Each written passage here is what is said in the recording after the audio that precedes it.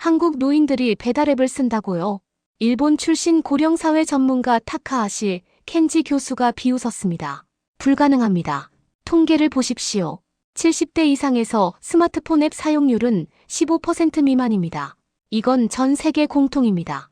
서울의 한 학술 포럼. 타카하시 교수는 단호하게 말했습니다. 노년층에게 스마트폰은 부담입니다. 앱은 젊은 세대의 전유물입니다. 이건 과학입니다. 한국 측 연구원이 조심스럽게 말했습니다. 하지만 저희 어머니도 배달앱을. 타카하시 교수가 말을 끊었습니다. 예외입니다. 몇몇 특수한 케이스를 일반화할 수 없습니다. 그의 목소리에는 확신이 가득했습니다. 나는 20년간 고령화 사회를 연구했습니다. 노인은 기술을 배우지 않습니다. 배울 수도 없습니다. 이건 뇌과학적으로 증명된 사실입니다. 그럼 직접 보시겠습니까? 타카하시 교수는 코웃음 쳤습니다. 뭘 보죠? 젊은 사람이 대신 시켜주는 거요? 아닙니다. 어르신들이 직접 쓰시는 모습을요. 그럼 가보시죠. 제가 틀렸다는 걸 증명해 보십시오.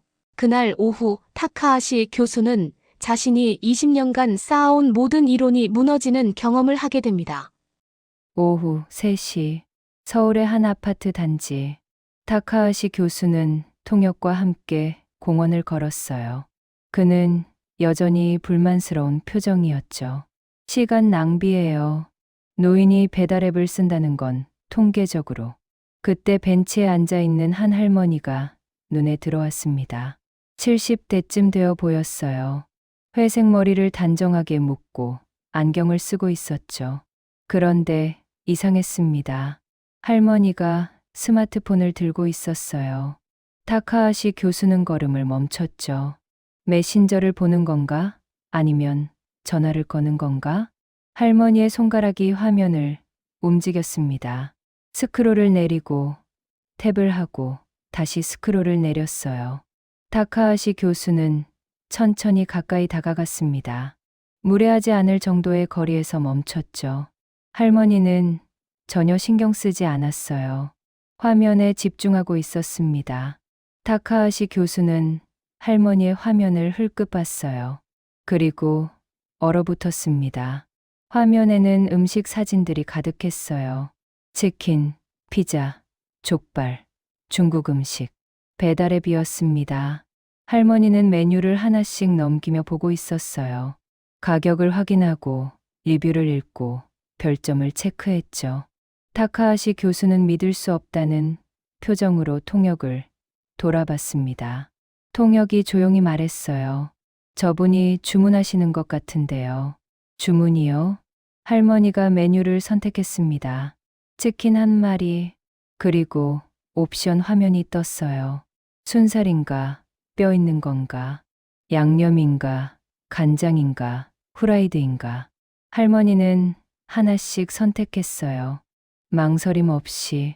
그리고 장바구니에 담았죠. 배달 주소를 확인했습니다. 요청사항란에 뭔가를 입력했어요. 마지막으로 결제 수단을 선택했습니다. 카드. 주문 완료 버튼을 눌렀어요. 화면에 주문이 완료되었습니다라는 메시지가 떴습니다. 할머니는 만족스러운 표정으로 스마트폰을 내려놓고 주머니에 넣었어요. 타카하시 교수는 그 자리에 서서 할 말을 잃었습니다. 통역이 조심스럽게 물었죠. 교수님, 괜찮으세요? 타카하시 교수는 대답하지 않았어요. 그는 방금 자기 눈으로 본 것을 믿을 수 없었습니다. 70대 할머니가 배달앱을 열고 메뉴를 선택하고 옵션을 고르고 결제까지 완료했어요. 5분도 안 걸렸습니다. 저분, 연세가 어떻게 되시죠? 통역이 할머니에게 다가가 정중하게 물었어요. 할머니가 웃으며 답했습니다. 통역이 돌아왔죠. 73이시래요. 타카하시 교수는 벤치에 주저앉았습니다. 이건 통계에 없는 장면이에요. 타카하시 교수는 벤치에서 일어났습니다. 잠깐만요. 저분께 직접 여쭤봐도 될까요? 통역이 고개를 끄덕였죠. 그들은 할머니에게 다가갔어요. 실례합니다. 저는 일본에서 온 연구자인데요. 여쭤봐도 될까요? 할머니가 웃으며 고개를 끄덕였습니다. 타카하시 교수는 조심스럽게 물었어요. 방금 치킨을 주문하신 건가요? 네, 손주가 오늘 온대요. 애가 치킨 좋아해서요. 배달앱으로 직접 주문하신 거죠? 당연하죠. 전화는 불편해요. 앱이 더 편해요. 타카하시 교수는 믿을 수 없다는 표정이었습니다. 언제부터 쓰셨어요? 한 3년 됐나? 코로나 때부터요. 그때 다들 집에만 있었잖아요. 안 쓰면 밥을 못 먹으니까 배웠죠. 누가 가르쳐 주셨나요? 할머니가 웃었어요. 처음엔 딸이 가르쳐 줬어요. 근데 한두 번 하니까 되더라고요. 어렵지 않아요. 타카하시 교수는 할 말을 잃었습니다. 통역이 대신 물었어요. 다른 것도 쓰세요? 쓰죠. 커피도 시키고 마트 장도 보고. 요즘은 다 앱으로 하잖아요. 할머니가 스마트폰을 다시 꺼냈습니다. 홈 화면을 보여줬어요. 배달앱만 3개였어요. 배민, 쿠팡이츠, 여기요. 그 옆에는 이마트 앱, 쿠팡 앱, 카카오톡이 있었죠. 이거 다 쓰세요? 네. 배민은 치킨이랑 중국집, 쿠팡이츠는 커피, 요기요는 족발. 각각 할인이 다르거든요. 타카하시 교수의 입이 떡 벌어졌습니다. 할인까지 비교하신다고요? 당연하죠. 같은 거 사는데 왜 비싸게 사요? 쿠폰도 받고 포인트도 쌓고 해야죠. 할머니는 능숙하게 앱을 열어 쿠폰함을 보여줬어요. 10여 개의 쿠폰이 있었습니다. 이거 보세요. 이번 주에 쓸 수 있는 5,000원짜리. 이것 10,000원 이상 주문하면 3,000원 할인. 이걸 잘 조합하면 거의 반값에 먹어요. 타카하시 교수는 더 이상 말을 잇지 못했습니다. 그는 20년간 고령화 사회를 연구했어요. 수백 편의 논문을 읽었고 수십 개국을 다녔죠. 그 어디에도 이런 노인은 없었습니다. 배달앱을 쓰는 것도 충격이었는데 할인을 비교하고 쿠폰을 모은다고요? 실례지만 다른 어르신들도 이렇게 하세요? 할머니가 주위를 둘러봤어요. 그리고 옆 벤치를 가리켰습니다. 저기 계신 분도 하시고 저기 분도 하세요. 다들 해요. 안 하는 사람이 이상한 거예요. 타카하시 교수는 할머니가 가리킨 곳을 봤습니다. 또 다른 할머니가 벤치에 앉아 스마트폰을 보고 있었어요. 그 옆에는 할아버지가 역시 스마트폰을 들고 있었죠. 저분들도 배달앱을 쓰신다고요? 당연하죠. 요즘 누가 전화로 시켜요? 타카하시 교수는 무너지는 느낌이었습니다. 그의 머릿속에서 20년간 쌓아온 이론들이 흔들렸어요. 이건 내가 알던 노년층이 아니에요. 타카하시 교수는 할머니께 감사 인사를 하고 물러났습니다. 벤치에 앉아 머리를 감쌌어요. 통역이 조심스럽게 물었죠. 괜찮으세요? 괜찮지 않아요. 타카하시 교수는 손으로 얼굴을 문질렀습니다. 이건 내가 알던 노년층이 아니에요. 내 연구 데이터는 전 세계 70개국에서 수집했어요. 일본, 미국, 유럽, 중국. 어디에도 이런 노인은 없었습니다. 그는 가방에서 노트북을 꺼냈어요. 파일을 열었죠. 봐요. 70대 이상의 스마트폰 앱 사용률. 일본은 14%, 미국은 18%, 독일은 12%예요. 그런데 한국은요? 타카하시 교수는 한국 데이터를 찾았습니다. 그리고 얼어붙었어요.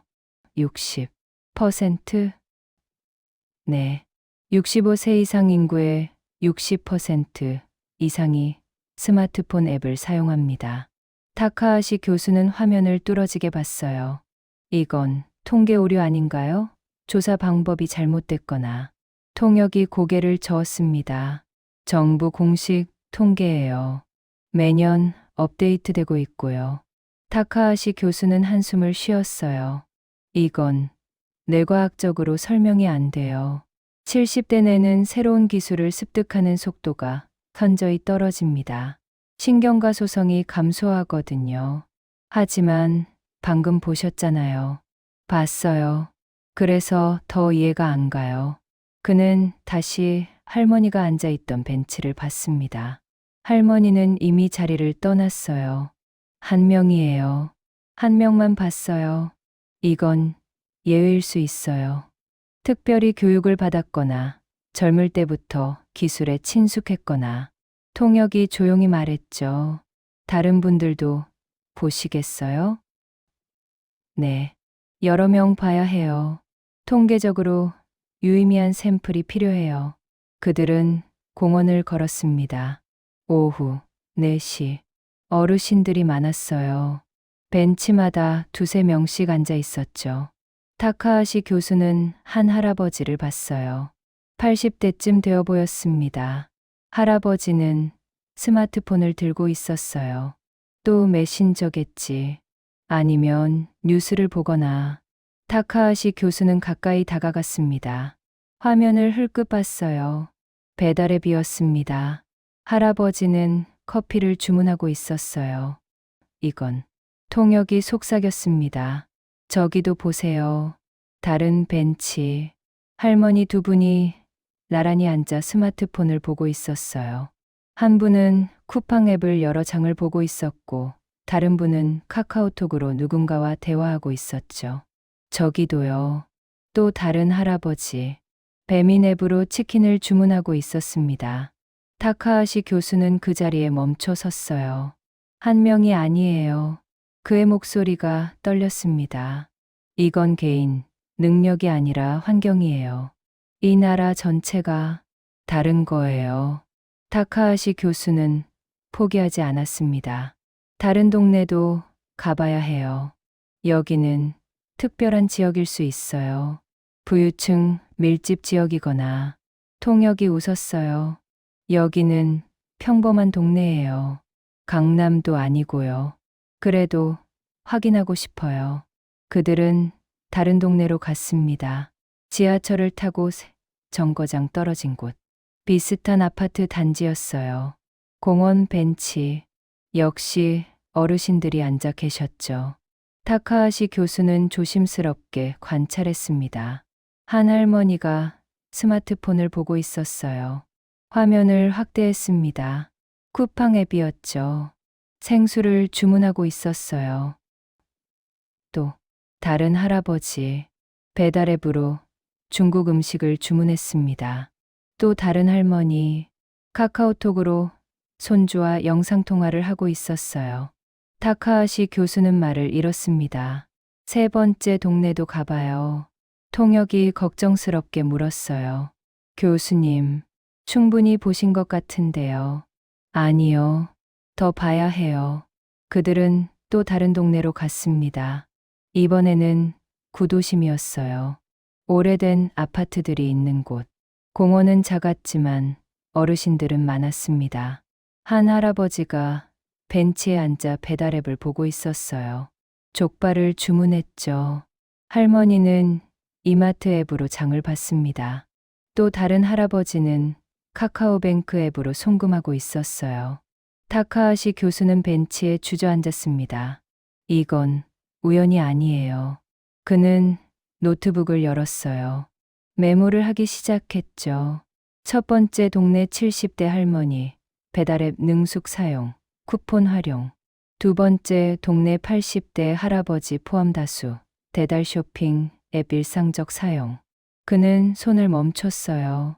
이건 특수 계층이 아니야. 한국 노년층 전체의 현상이에요. 통역이 조용히 말했습니다. 이제 믿으시나요? 타카하시 교수는 고개를 끄덕였어요. 믿을 수밖에 없어요. 내 눈으로 봤으니까요. 그는 하늘을 올려다봤습니다. 내 연구가 틀렸어요. 완전히요. 타카하시 교수는 그날 밤 호텔방에서 잠을 이루지 못했습니다. 노트북 앞에 앉아 자료를 다시 정리했어요. 그가 쓴 논문 제목들이 화면에 떴죠. 고령화 사회의 디지털 소외, 노년층의 기술 적응 한계, 고령자를 위한 보호 정책 연구. 그는 한숨을 쉬었어요. 나는 노년층을 도와야 할 존재로만 봐왔어요. 다음 날 아침, 그는 한국 측 연구원을 다시 만났습니다. 솔직히 말씀드리겠습니다. 어제 본 것은 제 20년 연구, 인생에서 가장 충격적인 경험이었어요. 한국 연구원이 물었죠. 어떤 점에서요? 일본에서는 노년층 디지털 교육이 복지예요. 정부가 돈을 들여서 가르치고 자원봉사자들이 1대1로 도와줘요. 그래도 사용률이 15%밖에 안 돼요. 하지만 한국은 60%죠. 타카하시 교수는 고개를 끄덕였습니다. 왜 그럴까요? 처음에는 교육 시스템의 차이라고 생각했어요. 한국이 더 체계적으로 가르치는 거라고요. 하지만 아니었어요. 네. 어제 만난 할머니께 물어봤어요. 정부 교육을 받으셨냐고. 그분은 받지 않으셨대요. 딸이 한두 번 알려줬을 뿐이라고요. 한국 연구원이 설명했어요. 한국은 필요에 의해서 배웠어요. 코로나 팬데믹 때 모두가 집에만 있었죠. 밖에 나갈 수 없었어요. 식당도 문을 닫았고요. 그래서 배달앱을 쓰기 시작했군요. 네. 안 쓰면 밥을 못 먹으니까요. 생존이 걸린 문제였어요. 타카하시 교수는 무릎을 쳤습니다. 바로 그거예요. 동기의 차이예요. 그는 흥분해서 말했어요. 일본에서는 배우면 좋은 거지예요. 선택이죠. 하지만 한국에서는 배워야 살 수 있는 거지였어요. 필수였던 거예요. 정확합니다. 타카하시 교수는 창밖을 봤어요. 그리고 또 하나, 환경의 차이예요. 환경이요? 일본은 여전히 아날로그가 많이 남아 있어요. 전화로 주문할 수 있고, 현금으로 살 수 있고, 직접 가서 살 수도 있어요. 그러니까 굳이 디지털을 안 써도 돼요. 하지만 한국은요? 한국은 이미 디지털로 전환했어요. 앱이 더 싸고, 더 빠르고, 더 편해요. 안 쓰면 손해예요. 그러니까 70대, 80대도 배울 수밖에 없는 거예요. 한국 연구원이 고개를 끄덕였죠. 교수님이 정확하게 파악하셨네요. 타카하시 교수는 쓴웃음을 지었어요. 너무 늦게 깨달았어요. 나는 노년층을 보호하고 도와주고 천천히 적응시켜야 한다고 가르쳐 왔어요. 하지만 한국은 다른 방식을 택했어요. 노년층을 디지털 세상에 던져 넣었어요. 그리고 그들은 살아남았어요. 아니, 적응했어요. 그는 한숨을 쉬었습니다. 이건 보호가 아니라 참여예요. 한국은 노인을 보호한 게 아니라 일에 참여시킨 거예요. 타카하시 교수는 다시 그 공원으로 갔습니다. 첫날 봤던 할머니가 또 벤치에 앉아 계셨어요. 그는 용기를 내서 다가갔어요. 실례합니다. 어제 뵀던 일본 연구자인데요. 한 가지만 더 여쭤봐도 될까요?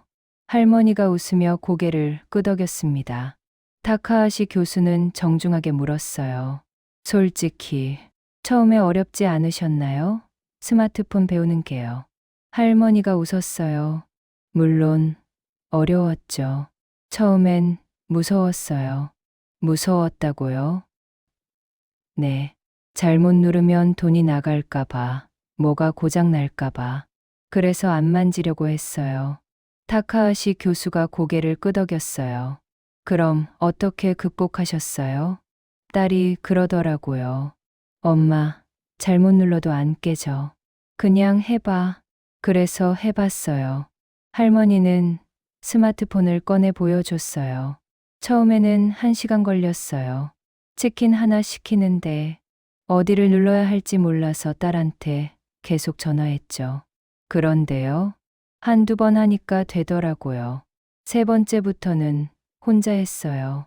타카하시 교수는 메모를 했습니다. 그럼 지금은 얼마나 걸리세요? 2분, 3분? 할머니가 시범을 보였어요. 배민 앱을 열고 치킨집을 찾고 메뉴를 선택하고 결제까지 정확히 2분 40초가 걸렸습니다. 타카하시 교수는 놀라서 물었어요. 어떻게 이렇게 빨라지셨어요? 할머니가 웃었어요. 자주 하니까요. 일주일에 서너 번은 시켜 먹거든요. 친구분들도 다 하세요? 당연하죠. 요즘 누가 전화로 시켜요? 전화하면 귀찮아해요. 앱으로 하래요. 할머니는 주변을 둘러봤어요. 저기 계신 분들도 다 해요. 안 하는 사람 찾기가 더 힘들어요. 타카하시 교수는 마지막 질문을 했어요. 할머니, 이게 어렵다고 생각하세요? 할머니는 고개를 저었습니다. 처음엔 어렵죠. 근데 뭐든 처음은 어려운 거 아니에요. 그녀는 태연하게 말했어요. 안 쓰면 밥을 못 먹잖아요. 살려면 배워야죠. 이게 뭐 어려워요? 타카하시 교수는 그 자리에서 아무 말도 할 수 없었습니다. 할머니의 그 한마디가 모든 걸 설명했어요. 안 쓰면 밥을 못 먹잖아요. 생존, 필요, 적응. 이게 한국 노년층이 디지털을 받아들인 이유였습니다. 일주일 후 학술 포럼 마지막 날, 타카하시 교수는 발표 순서를 기다리고 있었어요. 그의 손에는 새로 쓴 발표 원고가 들려 있었죠. 제목이 바뀌어 있었습니다. 고령화는 부담인가, 자산인가, 한국 사례를 통해 본 새로운 관점. 그가 단상에 올랐어요. 청중들이 박수를 쳤습니다. 타카하시 교수는 심호흡을 하고 시작했어요. 일주일 전, 저는 이 자리에서 이렇게 말했습니다. 노인은 기술을 쓰지 않는다고요. 그는 잠시 멈췄어요. 틀렸습니다. 청중들이 술렁였습니다. 20년간 고령화를 사회의 부담이라고 가르쳐 왔습니다. 노년층은 보호해야 할 존재, 지원해야 할 대상, 천천히 적응시켜야 할 집단이라고요. 그는 화면에 사진을 띄웠어요. 공원 벤치에서 배달앱을 쓰는 할머니의 모습. 하지만 한국에서 본 노년층은 달랐습니다. 타카하시 교수는 목소리에 힘을 실었어요. 이분들은 부담이 아니었습니다. 자산이었어요. 그는 데이터를 보여줬죠. 한국의 65세 이상 스마트폰 앱 사용률 63%, 배달앱 사용률 58%, 모바일 뱅킹 사용률 45%, 일본의 2배, 미국의 3배, 유럽의 4배입니다. 청중들이 놀란 표정을 지었어요. 타카하시 교수는 계속 말했습니다. 왜 이런 차이가 생겼을까요? 한국 노인들이 특별히 똑똑해서 아닙니다. 교육 시스템이 뛰어나서 그것도 아닙니다. 그는 강조했어요. 환경이 달랐습니다. 한국은 노년층을 디지털 세상에서 보호하지 않았어요. 오히려 참여시켰습니다. 배달앱이 더 싸고, 더 빠르고, 더 편한 환경을 만들었어요. 그러니까 70대, 80대도 쓸 수밖에 없었죠. 그리고 그들은 해냈습니다. 타카하시 교수는 다시 할머니 사진을 띄웠어요. 이분은 73이십니다. 배달앱 3개를 쓰시고 할인을 비교하시고 쿠폰을 모으십니다. 처음에는 1시간이 걸렸대요. 지금은 3분이 걸립니다. 그는 청중을 둘러봤어요. 이분께 제가 물었습니다. 어렵지 않으시냐고요. 이분이 뭐라고 하셨는지 아십니까? 타카하시 교수는 할머니의 말을 그대로 인용했어요. 안 쓰면 밥을 못 먹잖아요. 이게 뭐 어려워요? 청중석이 조용해졌습니다. 이게 답입니다.